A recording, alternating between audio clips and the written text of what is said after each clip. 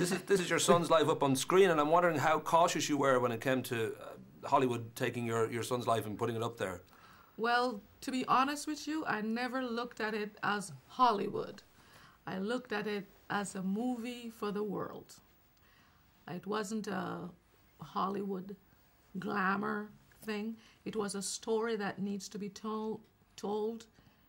I don't care where it was told. I want the truth to be out, and I needed someone to help me. And that's when the director comes in. Help me put it so the world can see it and the world can enjoy it. Well, of course, as a filmmaker, it's a great advantage when people really existed. You have a definite blueprint to work from, but yet the downside is that when those people are still around you, that you kind of have to be aware of their feelings about exactly what they felt went on and how they felt about it. I don't know whether that was quite a tough kind of line to walk, because you had to get to the truth, but also you had lots of different people who might have a different opinion about what happened exactly. Yeah, I thought it would be tough. You know, my first meeting actually with Sean Combs was out in L.A., Beverly Hills, and he said, how do you see this movie? He said, I have a lot to lose on this movie. And when he said it, he was very vulnerable. I didn't see the P. Diddy or none of that stuff. I saw Sean Combs saying that I feel like, what do you see?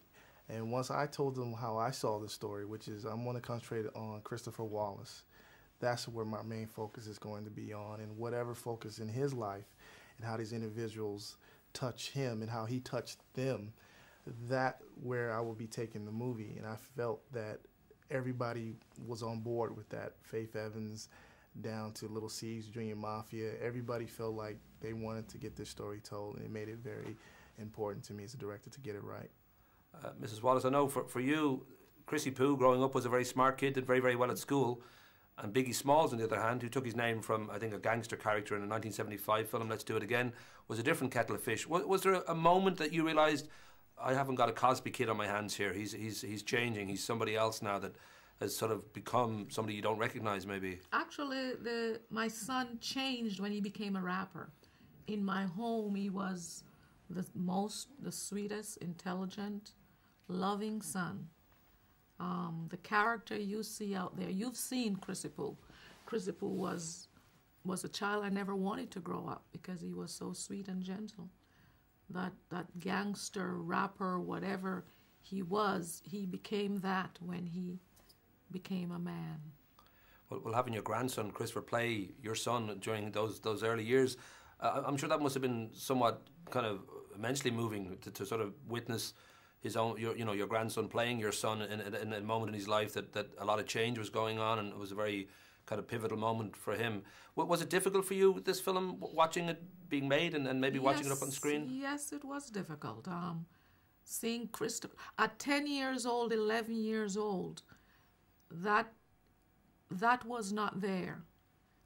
He became who he was, I would say 16, but then as a director, we have to put something to enhance him, to put him to where he would go. But the job that CJ did, I, as a grandmother, was very impressed with his work. I know that there's been a lawsuit taken out against the LAPD by yourself and others about what you feel is a wrongful death, and I don't know whether you believe you know exactly what happened on that fateful night, or whether it'll always be a mystery, because, again, I don't know whether anybody is going to come forward and admit to such a thing. Like this film, or whatever it is, I don't want to make it be a platform for the case that I have against the LAPD. That's going to be a movie in itself. At this moment, I will not discuss the movie. I just hope that whatever happened, the truth will come out, very soon. Rock and roll.